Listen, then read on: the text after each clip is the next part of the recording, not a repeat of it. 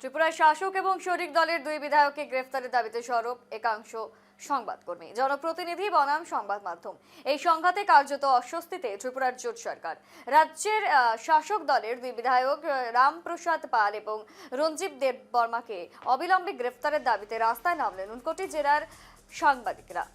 স্লোগানে মুখর হয়ে জেলা পুলিশ সুপারের কার্যালয়ের সামনে বিক্ষোভ প্রদর্শন করেন তারা। ঊনকোটি জেলা মিডিয়া ফোরামের উদ্যোগে প্রথমে জেলা পুলিশ সুপারের দপ্তরের সামনে সমাবেত হন সংবাদকর্মীরা। পরে সেখান থেকে মিছিল করে রাজ্য পুলিশের মহানির্দেশকের উদ্দেশ্যে জেলা পুলিশ সুপারের কাছে প্রদান করা হয় ডেপুটেশন। রাজ্য শীর্ষ পুলিশ কর্তার উদ্দেশ্যে দেওয়া এই ডেপুটেশনে দাবি জানানো হয় সাংবাদিকদের নিরাপত্তা নিশ্চিত করা এবং অভিযুক্তদের বিরুদ্ধে আইন অনুগ ব্যবস্থা নেওয়ার। ও বিক্ষোভকারীদের হাতে ছিল দুই বিধায়ককে গ্রেফতারের দাবিতে লেখা ফ্লেক্স, সেই সঙ্গে প্ল্যাকার্ড।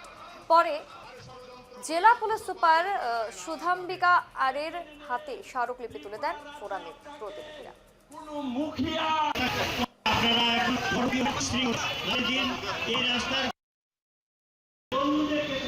ঊনকোটি জেলার অধিকাংশ সাংবাদিক আজকে এখানে অ্যাটেন্ড করেছেন। মিডিয়া ফোরাম নাম দিয়ে আমরা করেছি, কারণ আমাদের মধ্যে বেশ কয়েকটি সংগঠন আছে। সব সংগঠনের প্রতিনিধি এবং নেতৃবৃন্দরা আজকে উপস্থিত। সবাইকে আমি আমার ব্যক্তিগত তরফ থেকে শুভেচ্ছা। ঊনকোটি জেলা পুলিশ সুপারের কাছে সাংবাদিকদের স্বার্থে এবং রাজ্যের দুইজন বরিষ্ঠ সাংবাদিকদের বিরুদ্ধে যে চক্রান্ত, তার সপক্ষে আমরা আজকে পুলিশ সুপারের কাছে আমরা ডেপুটেশন দিয়েছি।